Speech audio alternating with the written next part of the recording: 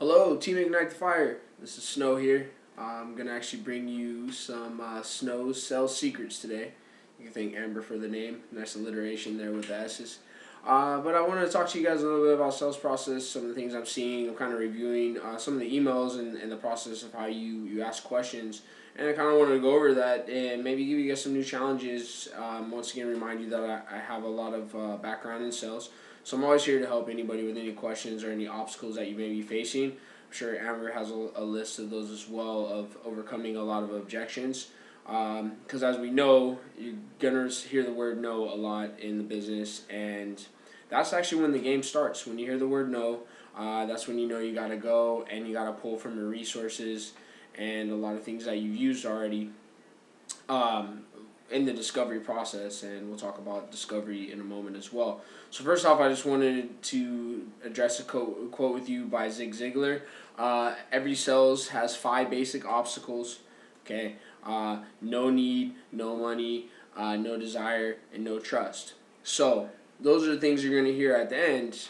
And if you did the right discovery, you can kind of overcome those and ask the right questions to overcome those obstacles. Those are the no's you're going to hear at the end after you ask them those lists of questions. So when I say discovery, I'm talking about the questions that you are asking the customers in the email. Now, we have a lot of different questions in there that you're asking to kind of build and get a feel for the customer. Obviously, we have a triangle that we built here. Up at the top is our rapport. You spend a lot of time building rapport with these people, these potential clients, and you've kind of built that trust. So you shouldn't feel as uncomfortable when you're asking these questions to them and getting this information from them. And you're getting that all in, you're listening to them, and you're hearing them. One of the great things about being a good communicator is not always talking, but being able to listen. And somebody that listens and asks a lot of great questions is considered a great communicator, more so over somebody that talks a lot, which is something I battle with as well.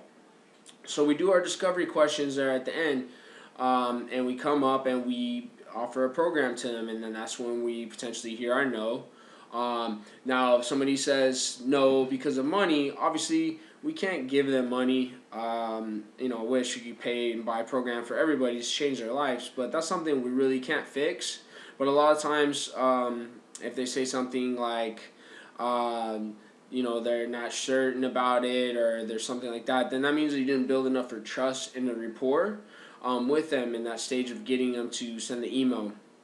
So one of the ways you can fix that, obviously, I feel all these questions are great, and I feel like you don't really need to change them. And for a lot of people, it works online. It's a proven process.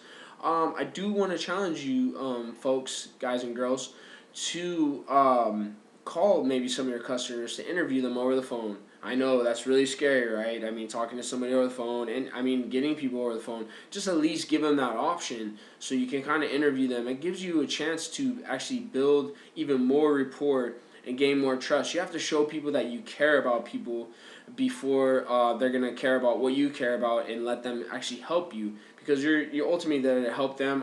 Obviously, monetary money comes with that as well, but we want to have the trust and actually show them that we're there for them. So when you're talking through somebody through email, and at the end you're like, can I send you some questions, give them the option to say, hey, is it okay to call you and ask you some questions over the phone? I really want to build the right program for you and help you to get your needs, and I don't want to waste each other's time. And asking these questions on the phone will help me do that for you, tailor the right package for you.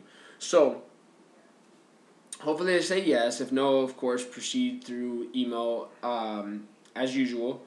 Now, if they say yes, set up a time to call them and talk to them over the phone and ask them those questions. What that allows you to do is actually build upon those questions. So we're asking the same questions, but we're asking even more questions on top of those, like sub-questions. So, for example, at the very end, there's a question, how would it make you feel if, you got to do all these activities and your life changed this way? And when... when they say, well, it makes me feel happy. Okay, that's great. That's a nice one-word answer there, and we want everybody to feel happy, but we can build upon that answer there. We can say, okay, so you feel happy about that, how would you benefit from being happy? Well, if being happy, I would probably have less stress. Okay, now with the less stress, of course, let me pull up my notes here. Um, Basically, how would you feel? No, why would you want to do this? How would you feel about this? Feel happy? How would you benefit about being happy? So okay, picture your life then stress free, and being able to do some of the things with your children, are going to doing activities that you always wanted to do.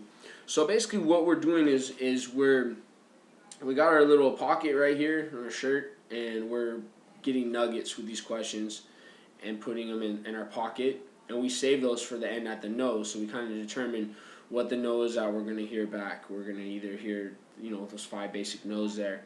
Um, and with those, we load those in there, those nuggets, and we pull them out at the end when we hear the no, and we repeat them back to the prospective client or coach, and say, well, you did tell me that this was going to help you.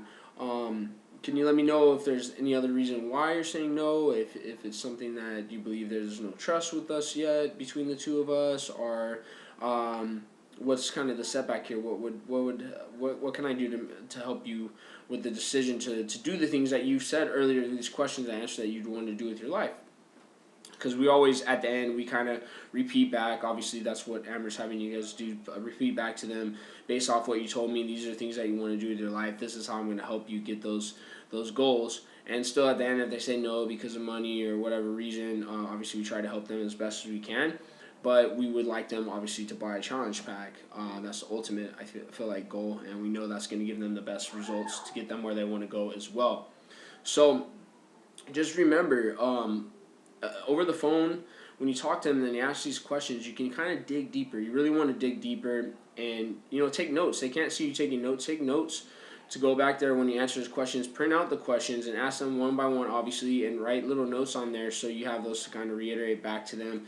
It's stuff that you do right now through the emails, but I feel like if you did it over the phone, you really get a chance to build that rapport and really show more that you care, because it's kind of easy to sound really impersonal through emails, and that goes back to, as I just said before, you want to show them that you care before they're going to care about anything that you want to do, or to know that you really want to help them.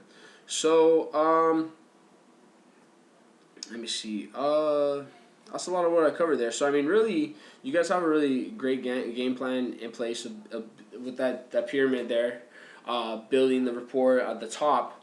And you really, at the bottom of the pyramid, you're having a really low perceived close. If you did your job building that rapport, asking the right questions, digging deeper, those are kind of, some of those questions are face level questions. If you dig deeper on each of those questions, it makes them feel like you really care. And through email, you don't always seem like that. So you can even ask more questions on top of those, build all those questions if you're going to choose to go through email. But through the phone call, you can really do that and let the person speak.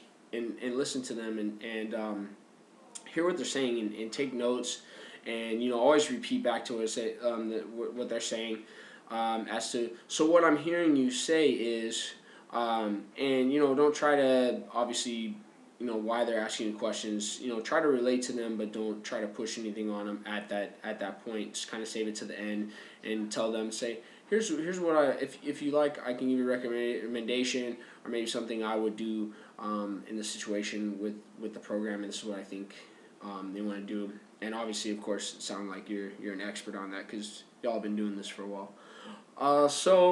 Just thank you for listening to me. I can definitely help you out with any other things. I'm always available. You can email, reply to this comment thread or anything like that, and I'll be more than happy to help you guys out. But step up your game a little bit. Try to challenge yourself. You guys are doing really well, but to get to the next level, you have to build these more personal relationships with people, to show that you care about them, and that's what's going to get you guys up to the next level, each individual here, okay? And thank you for listening to me, and we're going to finish out January on a very strong note. You guys have a good one. Bye.